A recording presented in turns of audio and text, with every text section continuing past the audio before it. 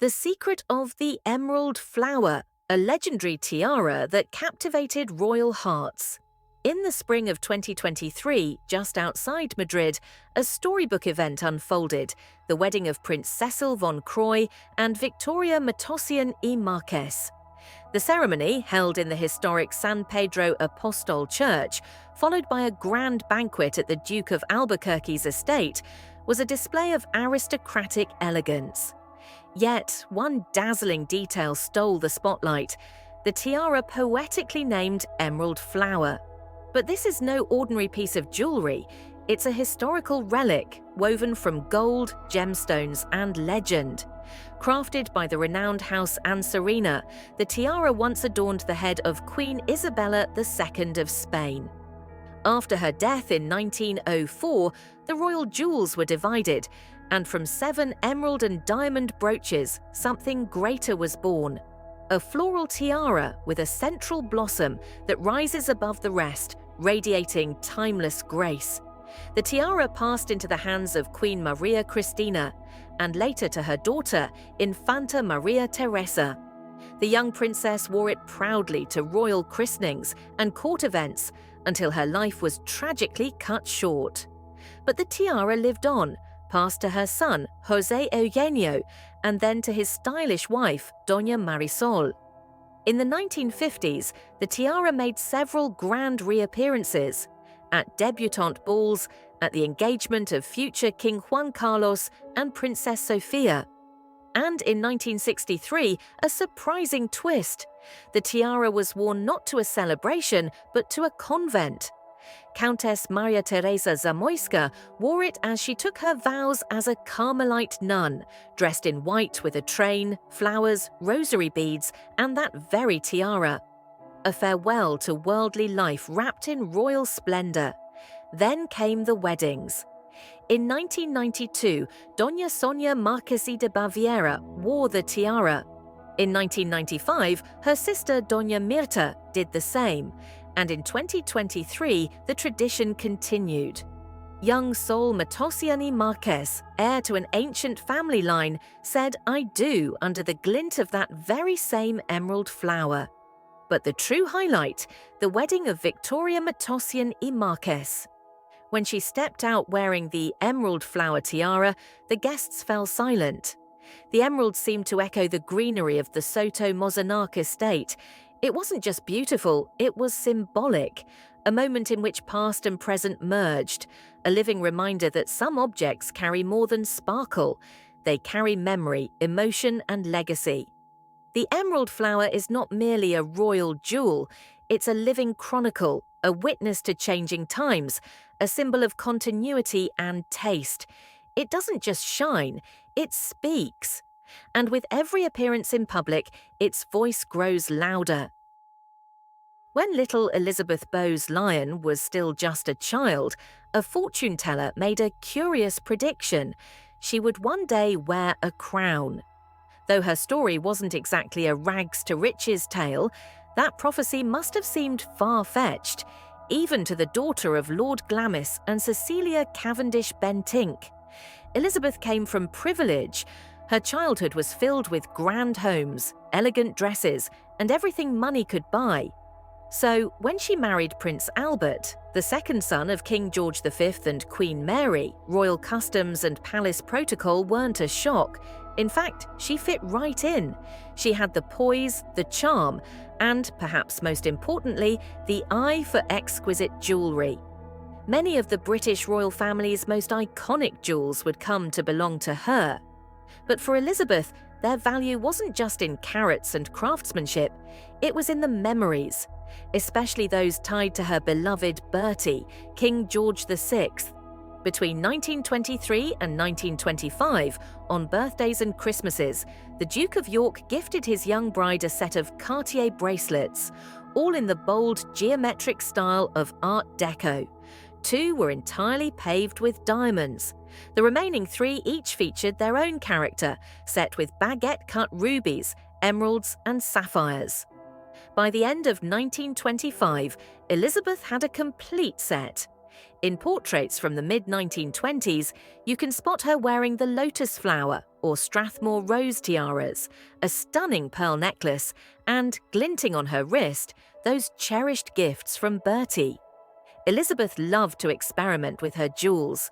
Wasting no time, she had Cartier design a special mount that allowed her to wear 3 of the bracelets together as a bandeau tiara, a style that would become her signature in the late 1920s.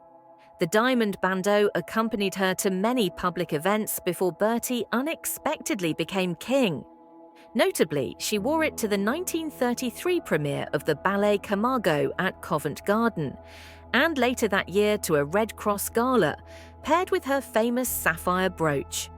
But by the late 1930s, times and trends had changed. Elizabeth was now Queen Consort, with access to the vast treasures of the crown. The bandeau quietly disappeared from public view.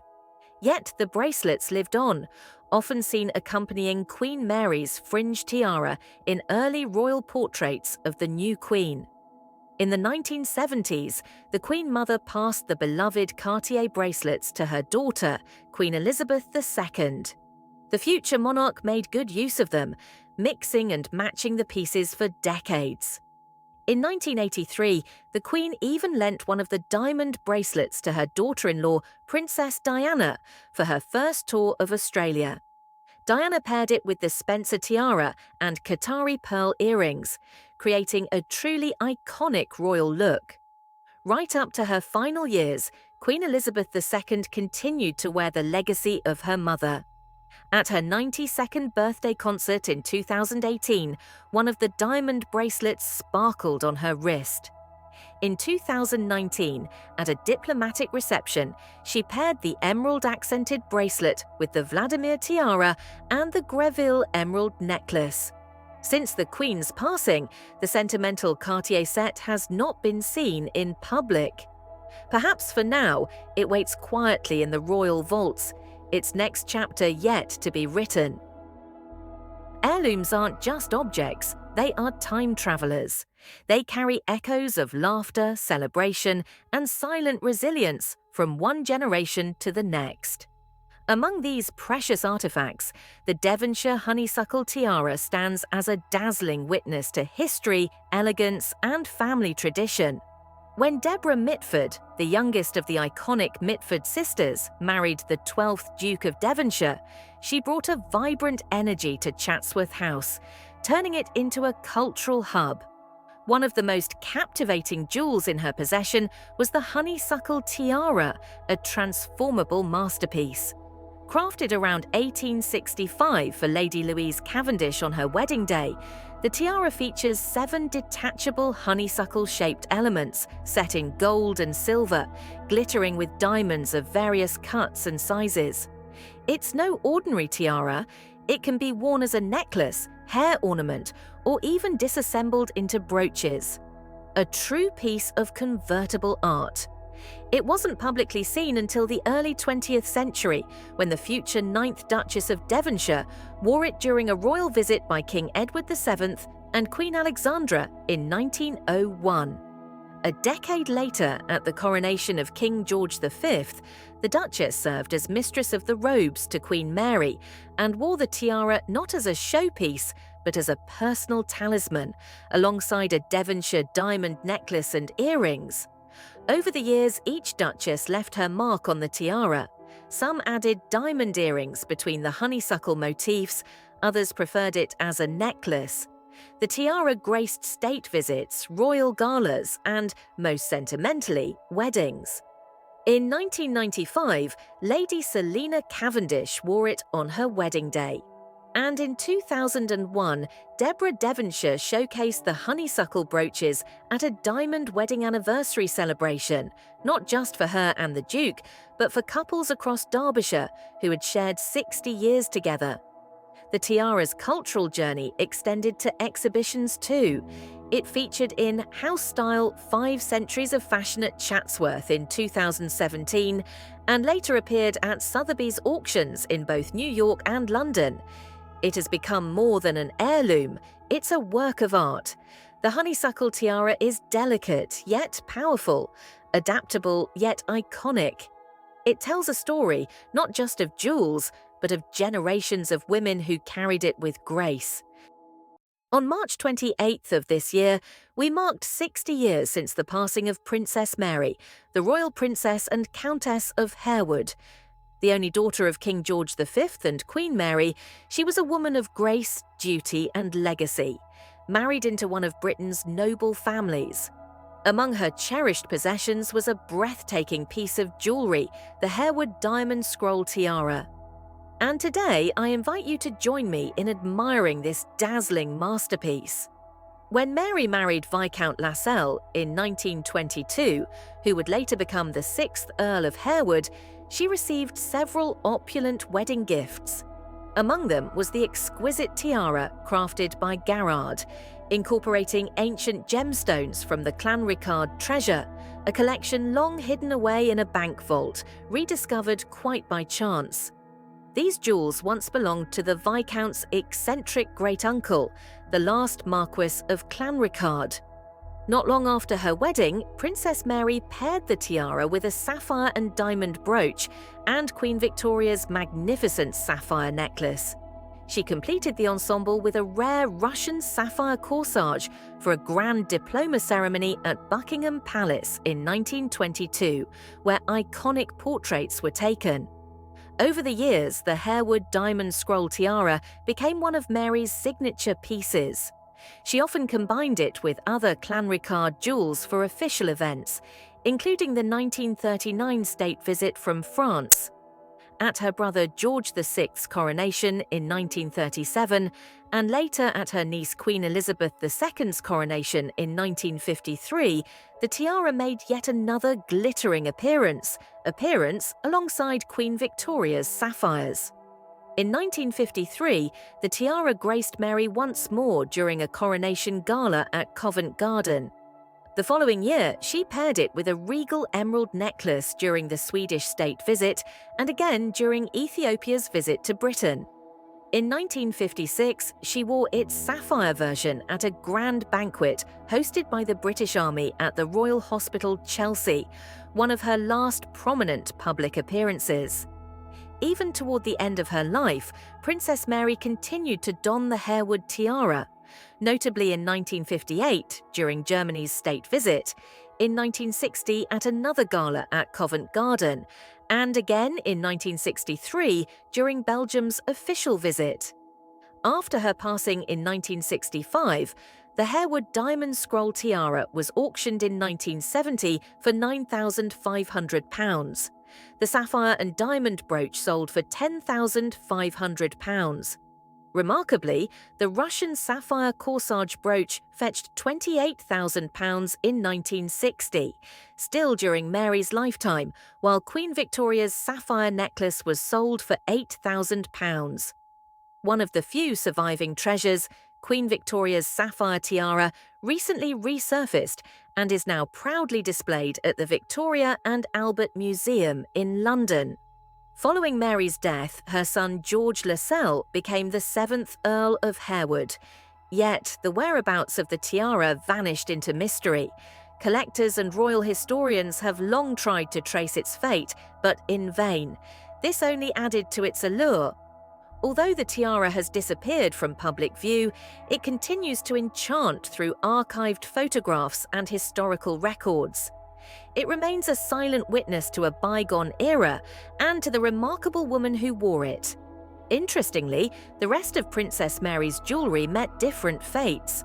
Some, like Queen Victoria's sapphire tiara, found new life in museums. Others, like the Herwood tiara, slipped into the shadows of private collections, out of sight but never forgotten. Ultimately, the story of the Herwood Diamond Scroll Tiara is more than a tale of gemstones. It's a reflection of royal heritage, personal history, and the enduring beauty of craftsmanship, sparkling echoes of a royal past. A royal revelation, Queen Mary of Denmark unveils a forgotten masterpiece. For the first time in over 150 years, Denmark's Queen Mary has brought to light a breathtaking piece of royal history, a cameo tiara once worn by Queen Caroline Amalie. Long tucked away in the Amalienborg Palace Museum, this rare treasure now finds a permanent home in the treasury beneath Rosenborg Castle. Let's take a closer look at this hidden gem. Crafted around 1820, the tiara is adorned with 11 semi-precious cameos, each framed in finely carved gold. It was originally made for the young Caroline Amalie, using keepsakes collected by her husband, the future King Christian VIII, during their travels through Italy from 1819 to 1821. Unlike the extravagant diamond tiaras fashionable at the time, this piece reflects a more restrained neoclassical elegance and was even intended for everyday wear. While similar cameo tiaras were popular among Napoleonic nobility, the most famous example being the Swedish cameo parure, this Danish tiara has more in common with Princess Astrid of Norway's golden bandeau, also dating from the 1820s. Interestingly, there are no known portraits of Queen Caroline Amalie wearing this tiara, yet her legacy within the Danish crown jewels is undeniable. In 1840, she helped create several iconic parures, including sets of emeralds, diamonds, pearls, and rubies, all of which remain symbols of the Danish monarchy's grandeur. Following the death of her husband, Caroline Amalie remained close to the royal family, first under her stepson, King Frederick VII, then under King Christian IX. She was particularly close with her niece, Queen Louise, who is believed to have inherited the golden tiara upon Caroline Amalie's death in 1881. Though this golden masterpiece hasn't been worn as frequently as other royal diadems, it wasn't forgotten entirely. It spent decades on quiet display in Amalienborg's Palace Museum. Accompanying it were other sentimental pieces, a gold bracelet and another diadem embedded with keepsakes from the royal couple's Roman holiday, including a cameo signed by Roman engraver Pestrini and ancient relic gemstones. But in a dazzling return to the spotlight, Queen Mary wore the golden tiara at a state banquet hosted by Finnish President Alexander Stubb in Helsinki. Paired with Princess Wilhelmina Marie's bracelet and pieces from Countess Dana's parure, this ensemble wasn't just fashion, it was a living statement of heritage. Royal women often select jewels from the Danish royal collection, but Queen Mary's choice carried deeper significance. It was a graceful homage to history, a personal gesture connecting Denmark's present with its regal past. Following the banquet, the tiara will not return to storage. Instead, it joins the permanent display in the Rosenborg Treasury, where the public will finally have the chance to admire its craftsmanship and learn the story behind its creation. For historians and gemologists alike, its presence opens new doors to study and interpretation. Queen Mary's ensemble didn't stop at the tiara. The bracelet of Princess Wilhelmina Marie and Countess Dana's heirlooms each carry their own distinct stories, further enriching this remarkable royal presentation. Together, these jewels formed a harmonious blend of memory and modernity, showcasing the deep narrative embedded within royal adornment. The cameo tiara's revival and its new role in the Rosenborg exhibition mark more than just the return of a long-lost jewel. They spark a renewed interest in Denmark's regal treasures, inviting visitors to explore the intricate artistry, powerful history, and enduring symbolism of the Danish monarchy through its most precious artifacts.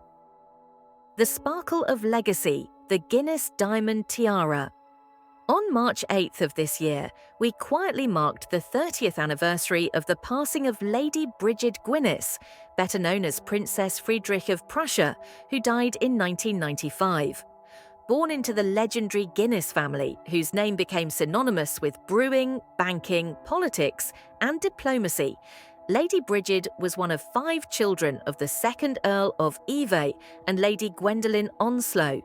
Today, let's journey into a glittering chapter of her story, one that continues to shine through generations, the Guinness Diamond Tiara. This exquisite tiara, delicately crafted with a floral diamond motif, is believed to have been a family heirloom, or perhaps a gift marking Lady Bridget's marriage to Prince Friedrich of Prussia in 1945. In aristocratic tradition, such tiaras were often passed from mother to daughter, and it seems the Guinness Prussia line has lovingly upheld this legacy. Not long after their wedding, the tiara made a public appearance in a portrait of the newlyweds, likely taken after attending a ball in 1949, hosted by Lady Bridget's cousin, Lady Caroline Blackwood.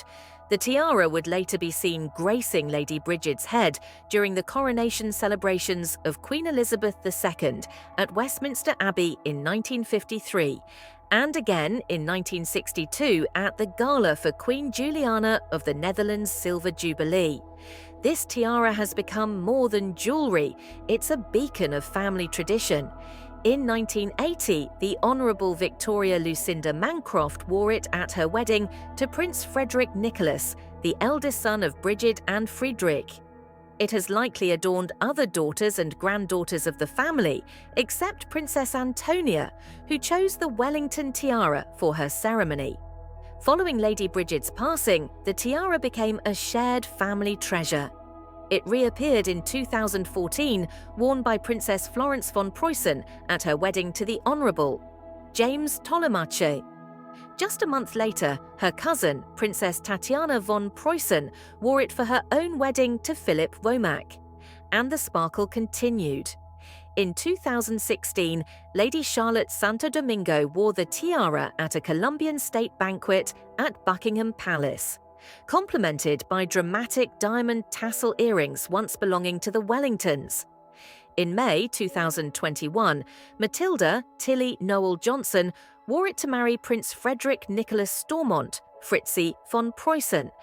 Then, in February 2022, Princess Beatrice von Preußen, another granddaughter, wore it at her wedding to Edmund Jenner. With several unmarried princes and princesses still in the family, and with their openness to sharing such moments, we're sure to see this tiara again, glittering in candlelight and camera flashes for years to come. But make no mistake, the Guinness Diamond Tiara is far more than a pretty ornament. It is a living artifact, a symbol of aristocratic heritage and deep family bonds. It has witnessed royal coronations, private vows, and public grandeur. Its diamonds don't just reflect light, they reflect history, emotion, and continuity. What makes it truly special is not merely its value, but the stories it tells. Stories of love and loyalty, of family and tradition, passed down through generations like whispered secrets of the past. Every appearance of the tiara evokes awe, not only for its beauty, but for the enduring legacy it represents. And as long as there are new chapters to be written in the von Preußen family, this tiara will remain a shimmering thread, linking yesterday to today and today to tomorrow. The diamond floral tiara of Denmark's former Queen Margrethe. Let me take you into the enchanting world of royal jewels, starting with one of the most romantic pieces in the Danish royal collection, the Danish floral Agret. At first glance, it's a tiara, but its name, Agret, hints at something more intriguing. Traditionally, an aigrette is not a tiara at all, but a delicate ornament, often feather-like, worn in the hair or attached to a hat. So why this curious title for a royal headpiece? Well, the answer lies in its unique design. This exquisite piece is made of 3 detachable segments. When assembled, they form a classic tiara. Taken apart, they become elegant brooches or hair accessories, perfect for adorning a gown or a sophisticated hairstyle, a beautiful fusion of versatility and tradition. Queen Margrethe II of Denmark has worn this tiara many times, often paired with soft pink or deep navy gowns, and always with the regal grace she's known for. Floral tiaras, sometimes called diamond wreaths, first blossomed into fashion in the early 19th century. One of the earliest known depictions of such a piece appears in an 1830s portrait of a Spanish lady, painted by Valentin Carderera y Solano. These sparkling garlands became symbols of grace and romance, often crafted to resemble thistles, roses, or delicate vines. Two examples survive in museums today, one from the early 1800s, another from the late 19th century. Both are, just like the Danish Agret, modular, designed to be taken apart and worn in different ways. Now, the history of the Danish floral Agret is as mysterious as it is glittering. One theory suggests it once belonged to Grand Duchess Anastasia Mikhailovna of Russia, 1860 to 1922, granddaughter of Tsar Nicholas I, and great-grandmother to Queen Margrethe II. In 1963, King Frederick IX, Margrethe's father and Anastasia's grandson, reportedly bought the tiara at auction from a man named Lauritz Melchior. How the tiara ended up in Melchior's hands remains unknown, but thanks to Frederick's keen eye, the piece found its way back into the Danish royal vaults. Initially worn by Queen Ingrid, it later passed to her daughter Margrethe, who officially inherited it in 2000. But long before that, she had already worn it on numerous occasions, including in her youth, as seen in rare photographs. Sometimes she'd wear just one section of the aigrette, perhaps pinned to her shoulder like a brooch, or tucked into her hairstyle like a shimmering floral sprig. One unforgettable appearance came during her 60th birthday gala at Christiansborg Palace in April 2000. Dressed in deep navy, Queen Margrethe dazzled in the full floral aigrette. Another moment of elegance was at Crown Prince Frederick's wedding to Mary Donaldson in May 2004. Though she wore a different floral brooch that day, her sense of style remained unmistakably regal. Flash forward to 2017, during the 80th birthday celebration for Norway's King Harald and Queen Sonja, Queen Margrethe stepped out in a soft azure gown adorned with embroidery and sequins, crowned once more with her beloved floral aigrette.